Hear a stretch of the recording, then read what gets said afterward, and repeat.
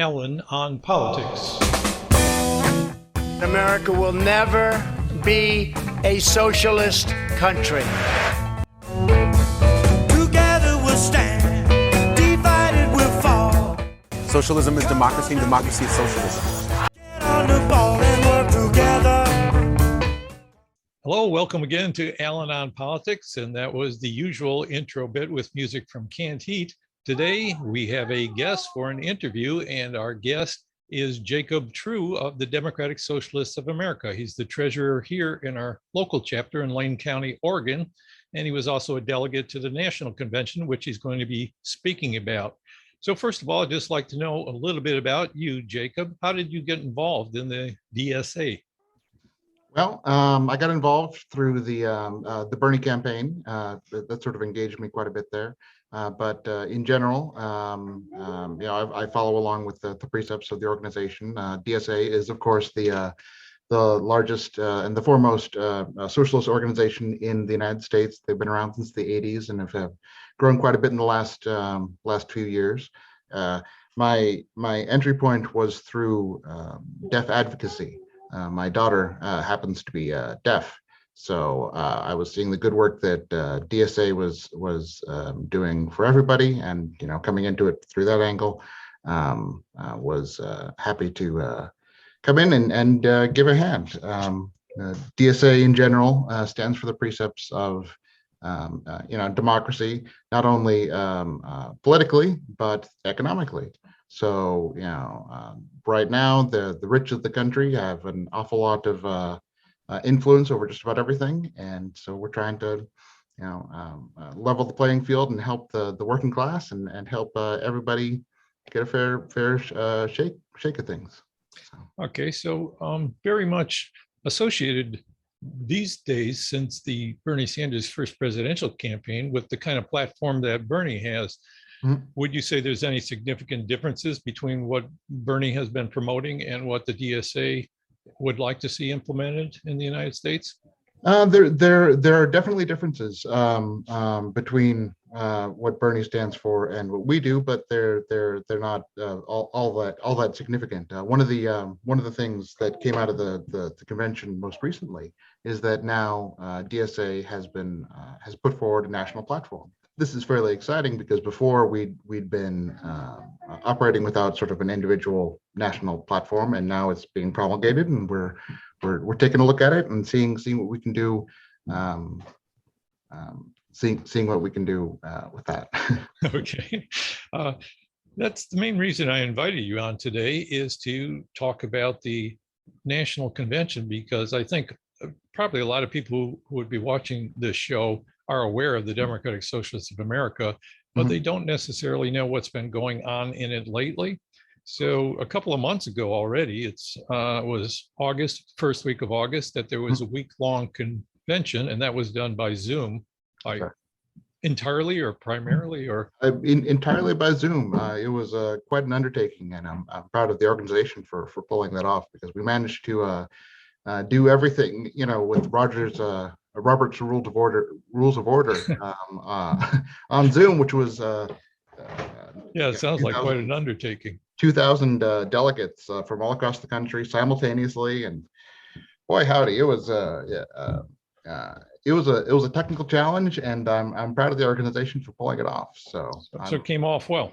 It did. There were little technical hiccups at the beginning, of course, as with everything, but we're all learning. And I'm very hopeful that going forward we'll be able to use what we learned there so we'll be able to have even more inclusive when we go back to in-person conventions like we did before. Okay, what would you say are the main takeaways from the convention that you'd like to share with a larger audience? Like, what did they accomplish? What are they aiming at? What decisions were they faced with? That kind of stuff. Well, the big areas that resolutions passed the convention were for racial justice, including reparations, mass abolition of police, supporting of voting rights, establishing DSA as multiracial and anti-racist, and defense of immigrants and refugees. Other areas included for eco-socialism, supporting the Green New Deal, and just a moment. That's okay. I got kids in the background. Sorry about that. That's a good sound. I It's miss true. it. It's true. For other areas, resolutions in support of Medicare for all, and one that's near and dear to my heart and appropriate for what we just heard, childcare preschool for all. That's So a lot of that platform actually sounds very similar to the progressive wing of the Democratic Party. It's true. Yeah, there is a lot of overlap, and indeed we do have members of DSA or DSA supported members in the House, in the House of Representatives. Oh yeah, But, yeah. one of the big areas that, and we're just coming towards electoralism. One of the big areas of discussion is how we, as the DSA, relate to elected officials, because some of the folks that we support and are closely associated with aren't necessarily in the DSA proper, and how the DSA should relate to elected officials that have had a lot of support with the DSA before. There were resolutions to have before we endorse a candidate, have them be say that, hey, we are part of the DSA, we are socialist, we are eager, we will conform to the platform, that sort of thing. And none of those resolutions to more directly tie the candidates to a socialist platform passed. Okay, what was the resistance to that? The big part of the resistance was local concerns. So if folks, because we are a national organization, tying folks to the national platform, every single person that's running or every single person that we're supporting, folks overall decided that we'd rather have the flexibility to decide on the local level before pushing a more national, framework onto everybody. So the general idea is that elected officials should be responsive to their local constituency because they represent a larger group than just whatever group they're affiliated with. It sounds like that's been a problem both of the left in general for a couple hundred years, maybe It's 100 years or so. It's true, and part of the reason why I ultimately ended up agreeing with that sentiment is that I feel like we need to build on a local level first to have that kind of base of support before we start saying, okay, person who's gotten to the national level, you have to conform to the platform exactly. It also ties into the dirty break versus clean break with the Democratic Party. Okay, you're gonna have to explain that to people. Yes. So that's been a topic of discussion in the DSA for a while now. So whether or not the DSA should just break completely away and say, okay, we're not going to support folks running under the Democratic party line or whatever party line, and only run people on a Labor Party or whatever sort of line that would be like a party. So if we were to do that, that would be a clean break. Just say, okay, we're done. A dirty break, which is what the organization is promoting now, is that we'd still run people as necessary per local conditions under the Democratic Party line if it makes sense.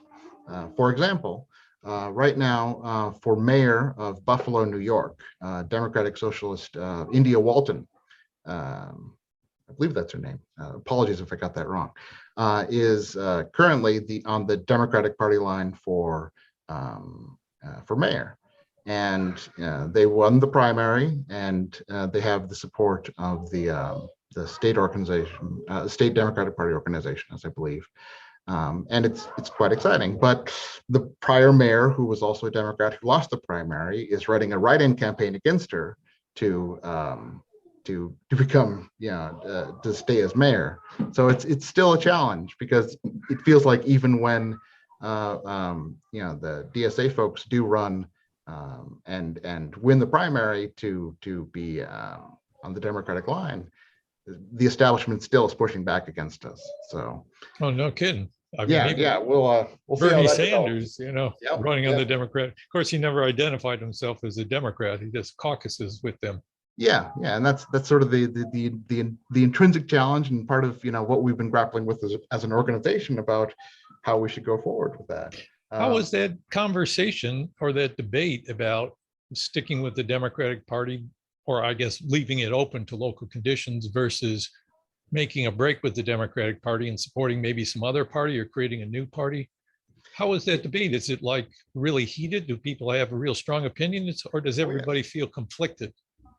Well, there are definitely folks with strong opinions about it. One of the there are folks that aren't associated with the Democratic Party or any of the big two parties that have won. Like Kashama Sawant up in Seattle is a city council member who ran on Socialist Alternative, who's not associated directly with DSA, but as a socialist, and has won and has done some good things up there. So supporting them and other people, on a different line other than Democrats, does it makes sense to me. But to go back to your question, which is if there's been a lot of discussion about it, whether there's some heated positions on both sides, that's definitely for sure. I mean, DSA it's a large organization. We're very nearly at 100,000 individuals all across the United States that are dues paying members. So there's a spectrum, and right now we're still I don't want to go into the details, but the vote was pretty close. I know, a lot of ambivalence.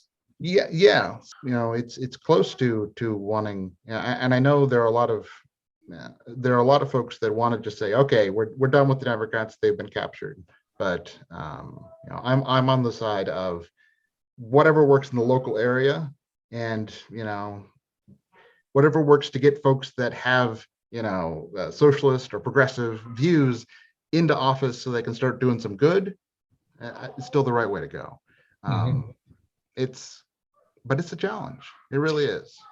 So people may not know this, but the strategy of working through representative politics, democratic politics, not in the big D Democratic Party sense, but in the sense of working through parties, has really been the main tradition of socialism all through its history.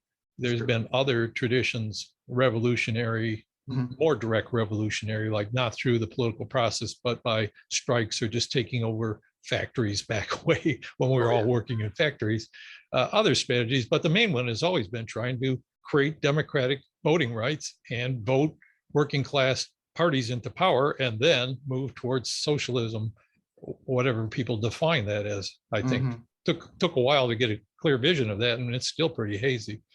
But here in the United States, we deal with a two-party system and a voting system that makes it very difficult for other parties to thrive. So it's a conundrum. Yes. I mean, the fact that we have a first past the post system here in the United States, where it is winner take all, and if you get 50 plus one, you take it, and it doesn't matter, who, or a plurality.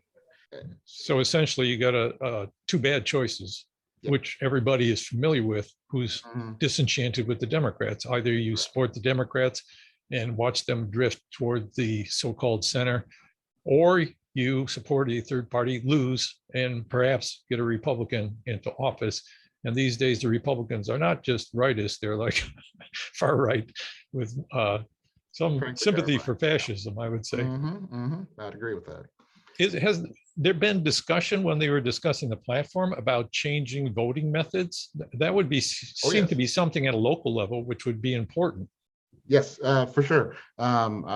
In the platform and in going towards a more, like ranked choice voting, Borda, single choice, ranked vote, the Scottish system, any of those would be preferable to what we have right now. And I know there are a lot of there's a lot of discussion over which would be better.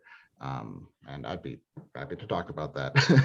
Happy to talk about that. But frankly, any of those would be better than what we have right now. My sort of, not speaking as the organization, but speaking as myself, the push towards trying to get as leftwards as a person as we can possibly get in the primary, and then supporting them and going from there. I feel like that's the right thing to do immediately, but by building an organization at the local level and then pushing it upward from there as a third party or as an alternative to the Democrats, I think makes a lot of sense too. There are hopeful signs. I mean, that people want change in the voting system. You got a couple of big states, California in particular, moving to a top two where you have people in the same major party running against each other. And also the movement for ranked choice as well. I was kind of surprised that you didn't say they put ranked choice voting in the platform, because that's the one that seems to have momentum. I'd have to go back and look at the platform again. Like I said, it's notable that this is the first time that we have a platform. Is it long? Yes, it is quite one long. Of those platforms that you have to spend 15 minutes going through. Pretty close. And part of what happened is that, this is the first year that we've had a platform, and what we're doing before starting to, commit candidates to follow it is making sure that all the local chapters get a chance to look at it, discuss it and go forward and make changes if we need to before we start committing, saying, okay, if you're endorsed by DSA, you have to follow the platform. It is slightly interesting to me that, this is the first year that we've had a platform, and it's also the first year that Republicans haven't done it at all. Notably, at their latest convention, they said, we don't need a platform, we're good. So it's kind of like, I don't know. We got Der Führer. Yeah, pretty much. That's all we need. Yeah. So thinking about the voting thing, I know you were saying people have a lot of different preferences, and that's been my sense of what the hang up is that there's, ranked choice voting isn't a perfect system. It's significantly better than what we have, but there's always discussion about, well, can we get even better than ranked choice voting? Like here locally, all the ferment around star voting, a fairly new system. So was your impression that the discussion was kind of held back by people not being able to decide or agree among themselves which way to go on that? Or was it more like, okay, there's a lot of ways to go, we're going to let the locals do what makes sense to get something passed in their area? Well, I know that at the convention, in terms of a process discussion, there was a lot of, what kind of ranked choice voting, because one of the things that happens at the convention is the National Political Committee, who makes decisions in between the conventions that are held every 2 years. We vote on and elect folks to serve on that committee that functions as a decision-making body when we can't get everybody, all the delegates together and make our plans for every 2 years. So I bring that up because there was a lot of discussion over how exactly we would do the National Political Committee votes.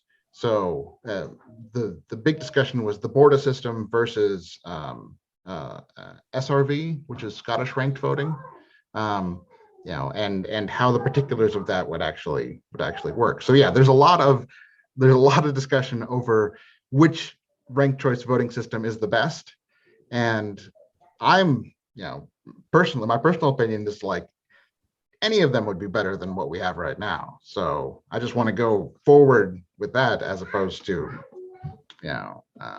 quibbling over which one is better. But I know there are folks with strong opinions over which ranked choice voting system would be preferable, but I find that frustrating as well, but I don't really know how to break that in as one of those things that you have trouble getting around.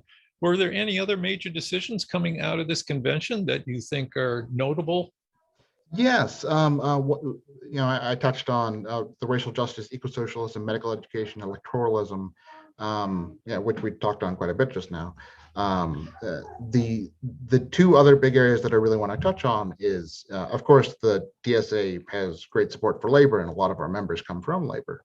But one of the areas that we passed a resolution in support of is tenant organization, which is instead of workplace organizing, which we're all familiar with when we think of workplace unions, is organizing tenants in a building, to come together and support their shared interests against a landlord or a property management company, that sort of thing. So that's another way to organize the working class, so we'll be able to exert power.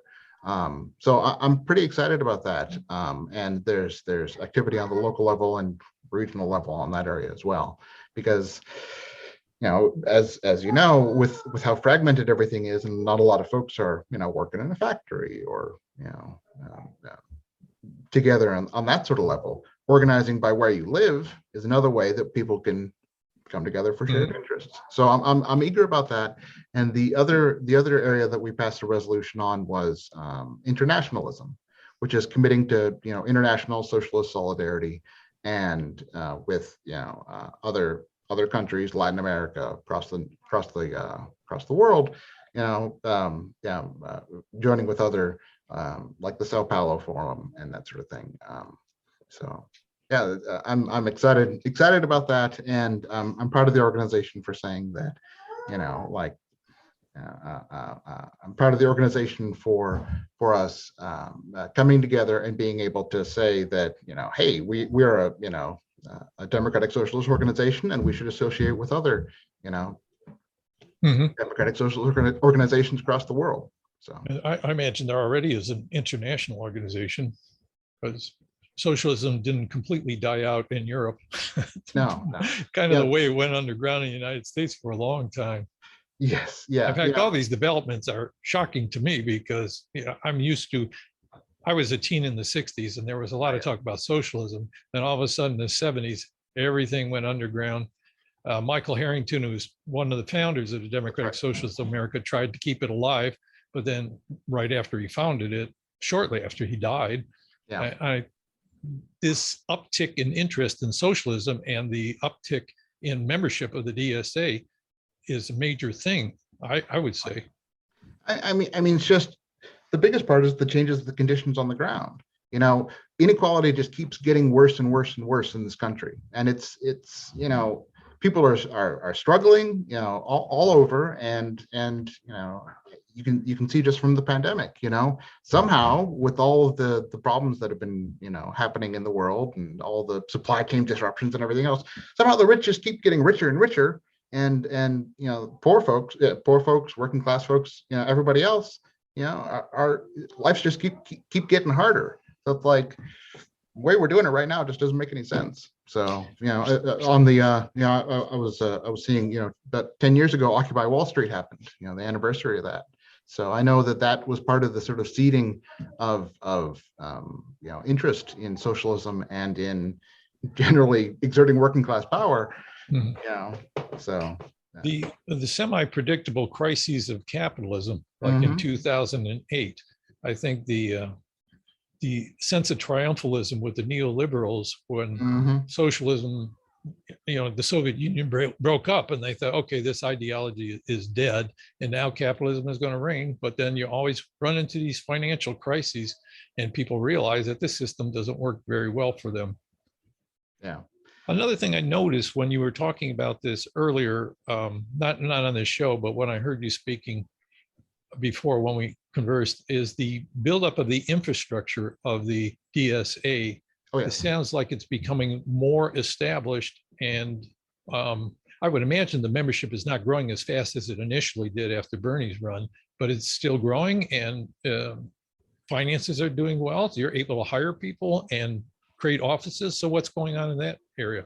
Oh yeah, so these were more sort of internal differences here, but to touch on those, some other resolutions that passed are to support for establishing local offices for organizations that want to establish more of a local office presence, and to support setting up of state organizations. Because one of the problems is, I wouldn't say problem, but the way that we have been set up are very much local. For example, there's Eugene DSA, and there's Portland DSA, and there's Salem DSA, but there isn't a Oregon DSA. So to set up, like a statewide organization that helps, support statewide candidates, would be very helpful. Because right now my focus is on city council, Eugene related things, and not as much on Oregon wide activities. If we had an Oregon DSA, that would help us, refocus in that area. That resolution supporting that did pass, and so we'll be looking forward to working with our other chapters in the state to Is that going to be completely new, or have they been networking with each other, the different local areas in the state? Do they have they been in communication? I would hope so. we've certainly been in communication before, but what the resolution was is having national support, establishing statewide organizations more. Giving So it the institutional support that it needs, that's right. So the that's part of- infrastructure, the word of the time. Of the moment. that's for sure. So you passed an infrastructure bill. It's But true. you're doing better than Joe Biden. It's true. Yeah, I'm part of my focus has been to pay a lot more attention to the local issues because the national level things have been so frustrating. But Yeah, well, it's a good way to start too, especially if you're trying to get people involved in it beyond the usual, the folks the easy picking folks. You got to move beyond to people that are not that as familiar with or interested in socialism and get them involved. yeah, I'm very excited in the concept of back in the the earlier part of the last century, there were plenty of socialist mayors. It was called sewer socialism, which was focusing in on just trying to fix local problems like sewers, that kind of thing. And that's the kind of thing I'd love to see more of. That's part of why I brought up a mayoral candidate. I remember my history. There was a socialist in Congress in the U.S. House. That's right. Of course, they have been since then. They just haven't been members of a party, usually Democrats. Yeah. So if people want to contact the DSA, find out more, find out how to join, what's the best way to do it? I imagine the website. Yeah, the website's absolutely the best way to do it. That's the Eugene DSA. Yeah, so dsaeugene.org is the best way. And you can get contact information from there. You can sign up to our email, sign up to our emails and start coming to our meetings. It's been challenging as a lot of folks have been realized with the meeting in person with under COVID restrictions. So we do Zoom meetings or we meet socially distanced, outside locations, that kind of thing. So if you're watching this, you should be able to access it. You got a computer, right? So that's the local, but what about national? If anyone's watching this from somewhere else, national is dsa.org? DSA USA. DSAUSA.org. So that's the best way to get there, and you can find out what chapters are in your local area, or if you just want to support, you can join as an at-large member, and there's an entire at-large membership as well for folks that are far away. No chapter in the area. No chapter in the area. It's hard to find that nowadays because there are chapters all over the place. But yeah, and if you find some folks in your area that are interested in starting up a chapter, we're starting up new chapters every feels like every week or two now. But I was just in a regional call with some other folks, and there's plenty up in Alaska. There's all over the place. So exciting. Well, thank you very much. We're running out of time now. This is Jacob Trewe from the Democratic Socialists of America, giving us an update on what's happening with that. Thank you very much, and maybe we'll keep in touch going forward to see how things are evolving. Thanks for the opportunity, and had a lovely time. Appreciate it.